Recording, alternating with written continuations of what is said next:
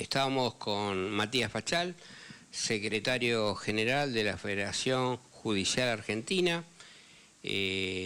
Matías, ¿qué tal? ¿Cómo estás? Hola, ¿qué tal, Ángel? Bueno, hola, José. También muchas gracias por la invitación. Bueno, Matías, queríamos ir directamente al grano, ya que venimos sufriendo una serie de demoras y el programa tiene un tiempo limitado. Ustedes estuvieron reunidos el 1 de mayo en una reunión de sindicalistas donde se juntaron diferentes corrientes que de alguna manera parecieran ser un poco antagónicos con la conducción de la CGT. ¿Qué nos podrías contar? ¿Qué expectativas tienen? ¿Hacia dónde apuntan?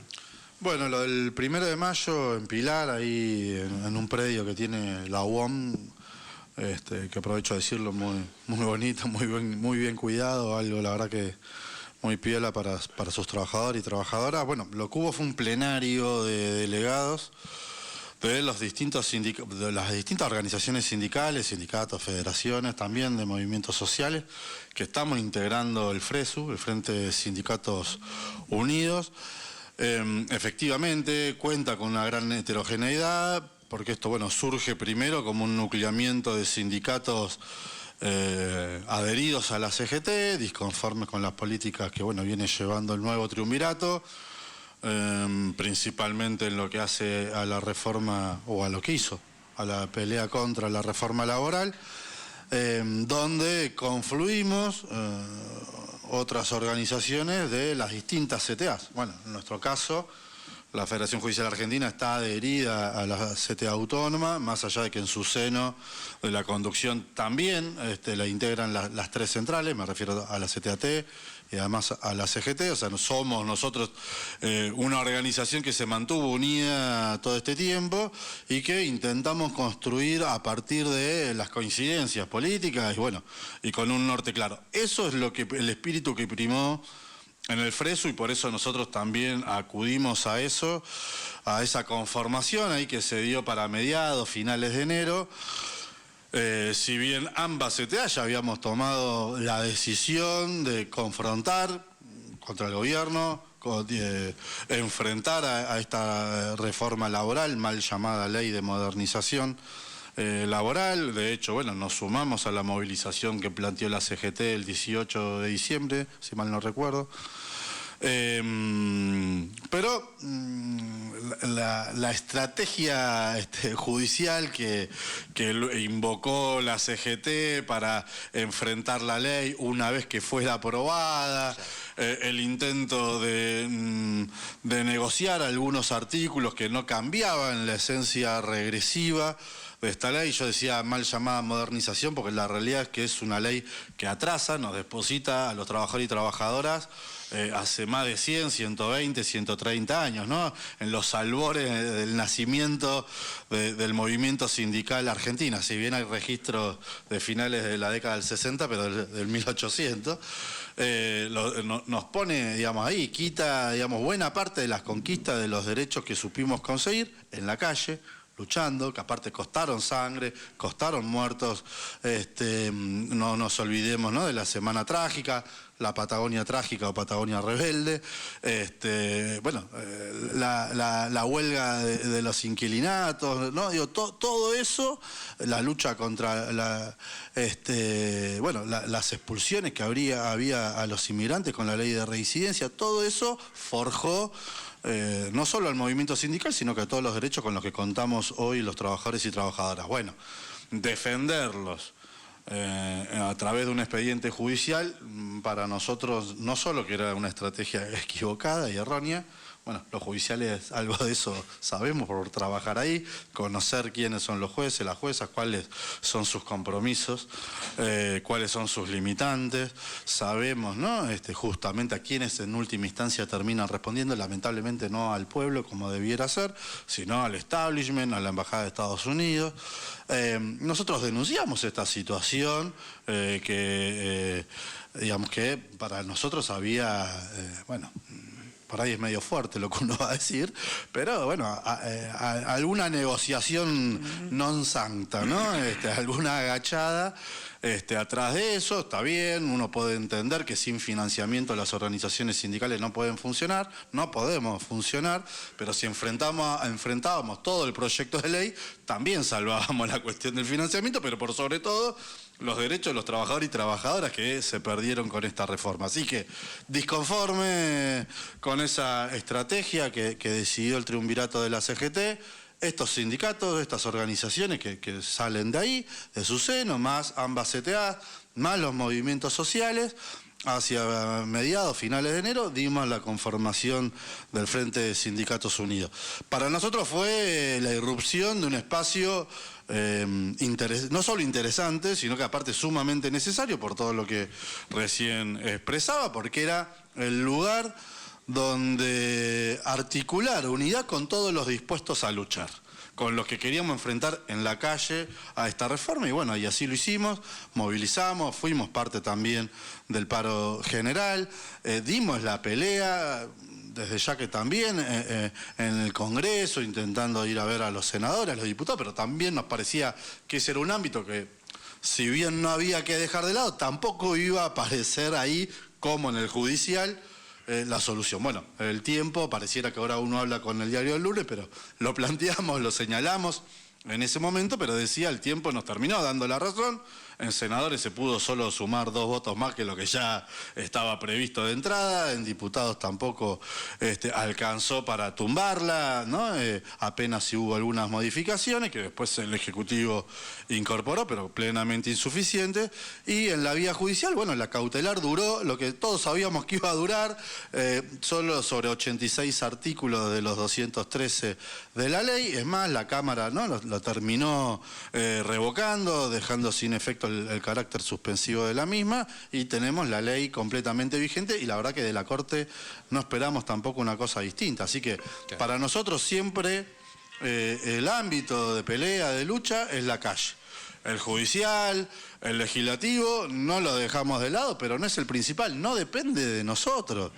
No lo que sucede ahí me refiero. Claro. Votamos a los diputados y a los senadores, pero después lo hemos visto, incluso parlamentarios que responden a gobernadores opositores, ¿no?, que el pueblo los votó para oponerse, terminaron acompañando esta ley. Y bueno, y ni que hablar en el Poder Judicial, que los jueces duran 20, 30, 40, 50 años, y los ponen, el poder, sí, las multinacionales, el establishment, ¿no?, el poder establecido. Así que confiamos en nosotros mismos, en la fuerza de los trabajadores y trabajadoras, y de ahí lo importante, lo interesante del FRESU, no sin debate, ¿no?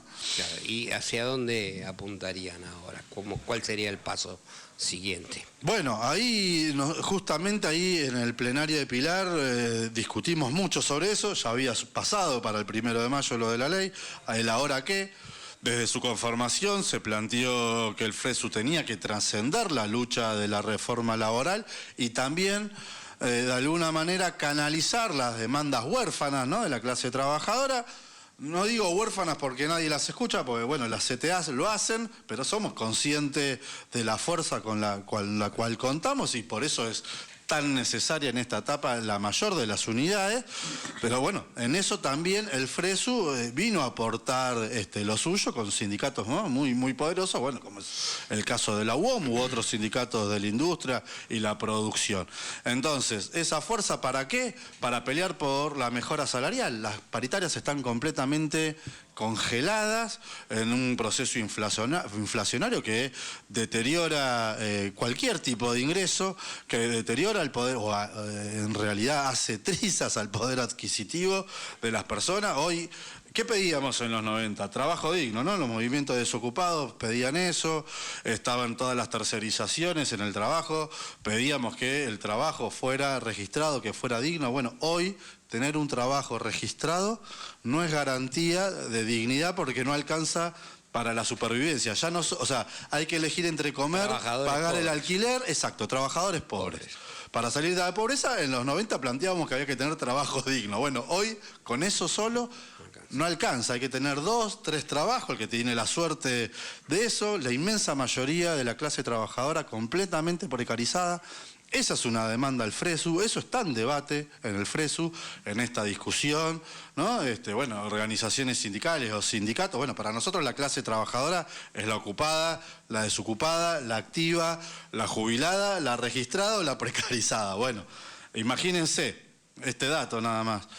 De quienes tenemos trabajo, no importa si de manera autónoma, changas, precarizado, bueno, solo el 35% estamos registrados, ¿no es cierto? O mejor dicho, perdón, voy a esto, solo el 47% estamos registrados. De la población económicamente activa, el 47% estamos registrados, el 53% está desocupado, o precarizado, ¿no? Un 7% desocupado, el resto precarizado.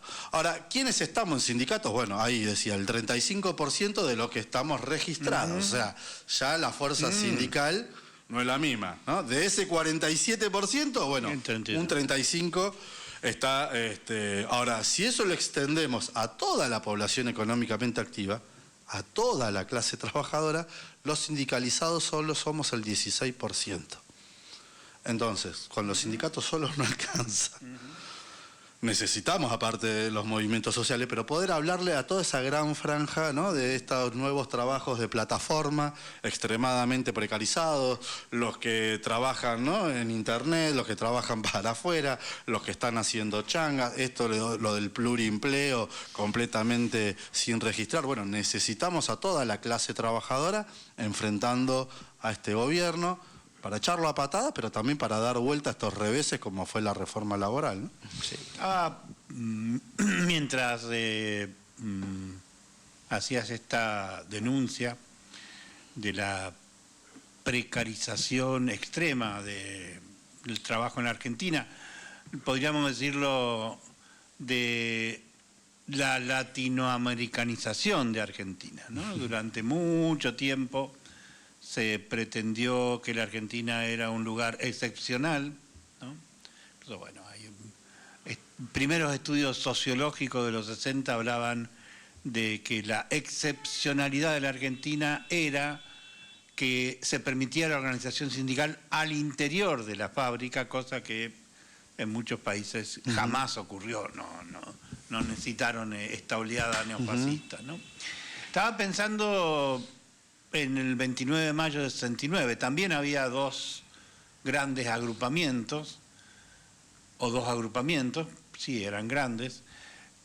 En definitiva, la diferencia, y eso lo va a decir Tosco en una entrevista, es que la burocracia sindical utilizaba la lucha para negociar y la dirigencia clasista utilizaba la negociación para potenciar la lucha, ¿no?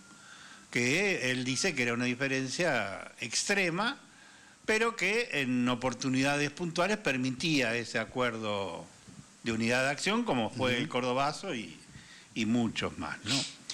Claro que esas dos estrategias partían de algo que era un nivel de conciencia popular y obrera que de alguna manera permitía jugar el juego de el que va más rápido adelante arrastra el pueblo, ¿no?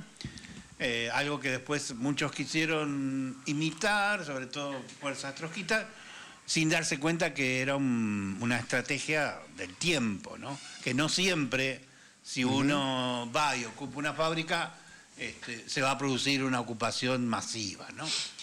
Igual la gran pregunta, casi sin respuesta, no es una pregunta, sino es un tema para pensar todos, es, bueno, ¿qué pueden hacer los sindicatos para cambiar la actitud de la población ante los derechos, ¿no?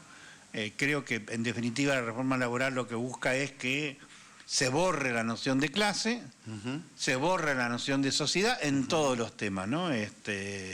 Pero bueno, ante un movimiento popular que está, en mi opinión, en crisis, ¿no? ¿Cómo se discute este tema? Sí. ¿Lo discuten en la federación? A ver, es justamente el gran desafío, ¿no?, de los movimientos sindicales, el que vos estás planteando ahora. Y bueno, vos traías a colación, bueno, hoy es justamente el 57 aniversario del Cordobazo.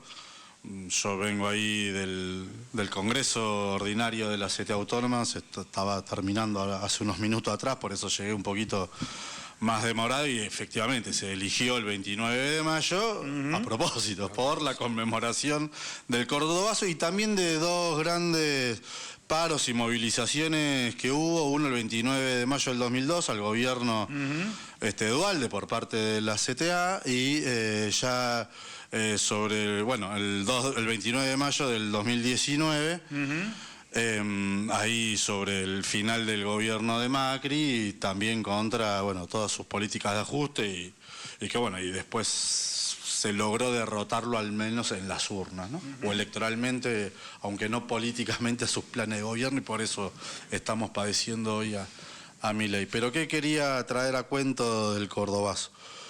Porque vos decías, ¿qué es lo que necesita hoy, ¿no?, la clase trabajadora? Y si los movimientos sindicales estamos discutiendo justamente esto, de por qué no hay esa efervescencia popular. Por ahí te estoy interpretando, ¿no? Sí, sí, sí. José, vos corregime. No. ¿Por qué no estalla todo si las condiciones son muy similares a la de otras épocas, sobre todo a la del 2001? Claro que los contextos históricos no se repiten de manera lineal.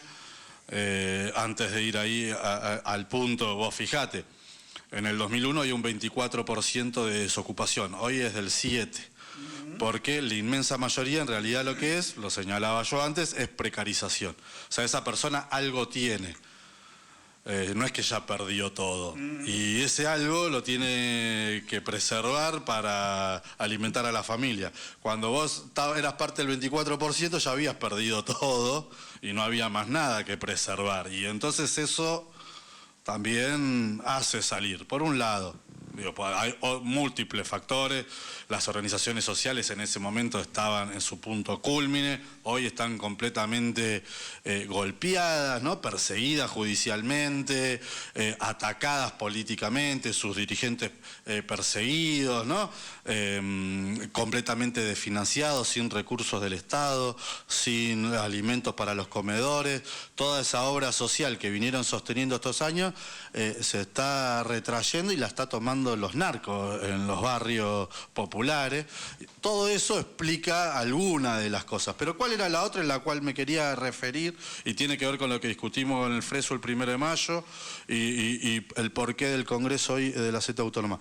Ahí se dio una conjunción de trabajadores y trabajadoras, digo, el 29 de mayo de 1969, todo el movimiento estudiantil universitario, pero también, bueno, los comerciantes, los profesionales, todos salieron a enfrentar a la dictadura.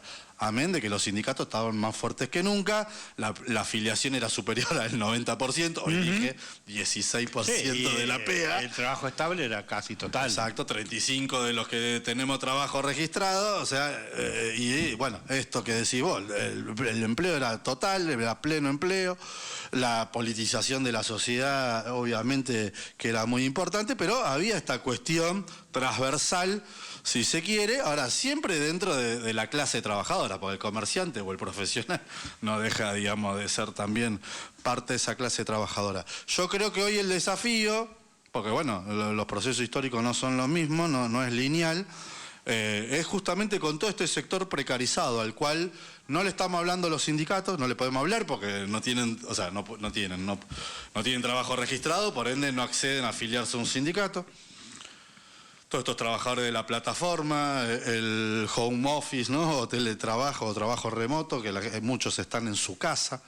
Vos, el sindicato habla en la asamblea, habla en el pasillo, en el descanso de la escalera, cuando parás para almorzar, para fumar un cigarrillo. Bueno, hoy eso el que trabaja en la casa no lo tiene. El que tiene que ir corriendo de un trabajo al otro no tiene tiempo para ir a la reunión del sindicato, quedarse en la asamblea.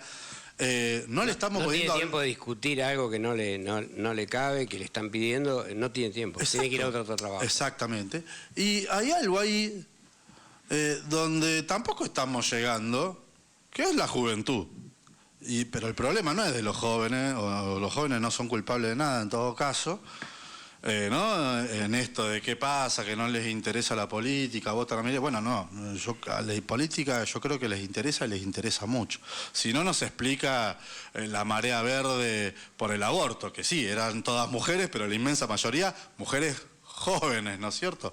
Es más, hubo un fuerte mensaje político en el voto a Milei, que era: los partidos tradicionales no nos dan respuesta. Esta democracia, lo agrego yo, extremadamente delegativa, representativa, incompleta, burguesa, no nos está representando. Y así como en el 2001 ese voto bronca antisistema fue hacia opciones de la izquierda, esta vez fue alguien fuera del sistema, alguien que irrumpió en todo eso, para nosotros, bueno, caracterizado como un fascista de la ultraderecha, pero bueno, digo, son construcciones a las cuales arribamos nosotros, no todo el mundo por ahí lo tenga que hacer, y entonces hubo ese mensaje político. Hay interés en la política. Si no, también las movilizaciones en defensa de la universidad pública, ¿cómo se explican si no fueran los estudiantes? Entonces, el tema es las organizaciones, ya sean partidos, sindicatos. ¿Le estamos hablando a los jóvenes? Claro. ¿Los estamos interpelando? ¿Los estamos convocando? Y con convocar no digo mandar un flyer por WhatsApp o subirlo a Instagram. Me refiero a si somos convocantes con nuestras ideas, con nuestras políticas. Bueno, eso no lo tenemos que replantear. Y esos debates están... En el FRESU surgió en este debate de si solo para sindicatos o si son organizaciones sindicales, surgió que los sindicatos tenemos que representar a los tercerizados, a los que tienen contratos basura, los monotributistas, que los tenemos que incluir en los convenios colectivos, que no puede ser que estén todos a la vera de las empresas tercerizadas, que es más, cuando pueden se disuelven, ¿no? Tiran 2 bombas de humo y desaparecen y dejan colgado a todos los trabajadores y trabajadoras, no solo sin trabajo, sino sin sus sueldos, con deudas. Bueno, todo eso los sindicatos, las organizaciones sindicales tenemos también responsabilidad de representarlos, de incluirlos en los convenios colectivos, de pelear por su registración para que tengan las mismas condiciones de trabajo que nosotros y salariales. No se tolera que haya casi un 50% de precarización. Es insostenible porque aparte de eso afecta al sistema jubilatorio, a las obras sociales, a los propios sindicatos, a toda la recaudación, porque hay gente que no solo no está haciendo sus aportes, sino que los patrones principalmente no están haciendo las contribuciones patronales. Ahí es donde tenemos que ir los sindicatos a buscar, a entender qué es lo que está pasando y ver para revertir esta etapa. No es solamente hablando a ese 16% que ya está convencido si está afiliado al sindicato, hay que contenerlo y discutir con él, pero hay que ir a buscar a la inmensa mayoría que está por fuera. Sí, permitime agregar esto. Han roto el aparato productivo. Esto de alguna manera quita un porqué, ¿no? Vos hablaste de los movimientos feministas. Los movimientos tienen un porqué y un para qué. Decime, una persona que está juntando basura en la calle, que está comiendo de un pedazo que quedó de otra comida que alguien tuvo, que lo levanta entre medio de la mugre y come, ¿de qué puede estar esperando? Nos han disgregado, creo, ¿no? Y esto es lo que de alguna manera nos lleva a repensar todo, ¿no? Pero el aparato productivo está roto. Eso, bueno, principalmente. Efectivamente, Ángel, yo comparto eso. Vos fijate, ¿no? Hace 3 años atrás, en las elecciones, cuando se detectaba esto, ¿no? Hacia dónde estaba yendo por ahí el pensamiento de muchos jóvenes, decíamos, bueno, no hay que votar a Milei porque vamos a perder las vacaciones pagas, la estabilidad en el empleo, las licencias, el trabajo. Bueno, son todos derechos, cosas que no tuvieron. Pero no solo los jóvenes, por ahí de sus padres tampoco, porque hace 20 años que viene en el Estado hay el 40% de precarización, hace 20 años. Ahí estamos, ¿no? Y no se pudo resolver ni con los gobiernos en teoría populares. Entonces, ¿cómo es esto? Nosotros le pedíamos a la gente que vote pensando en defender algo que no conoció directamente. Y nadie defiende lo que no conoce, ¿no? Bueno, tenemos ya los compañeros de Colombia, son los que han denunciado el Honduras Gate, en donde nuestro presidente ha aportado $300.000 para enfrentar a la izquierda colombiana.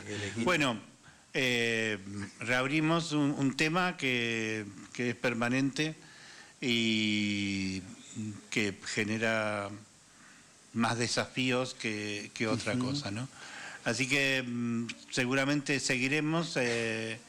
Hay puntos interesantes para hacer. Yo creo que estaría bueno hacer un balance conceptual de la historia de la CTA, porque, y no cierro autoritariamente, yo participé en el Congreso Fundacional de la CTA y ese era el objetivo de la CTA, punto. Así que estaría bueno pensar por qué no pudimos, ¿no?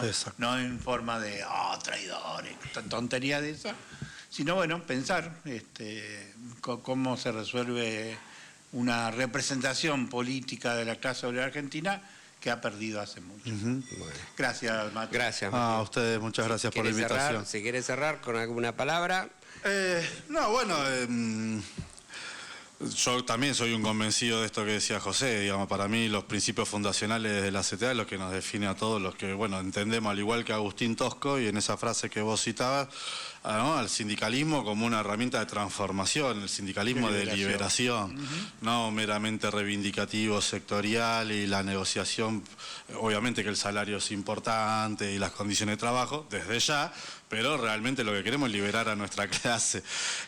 Y en la CTA es el lugar a donde, bueno, uno ahí se encuentra ahora. Esta etapa, en estas condiciones, tal como lo venía detallando, es imposible revertirla, ni siquiera sobrellevarla si no es con unidad. Y necesitamos la unidad de todos los que estamos dispuestos a luchar.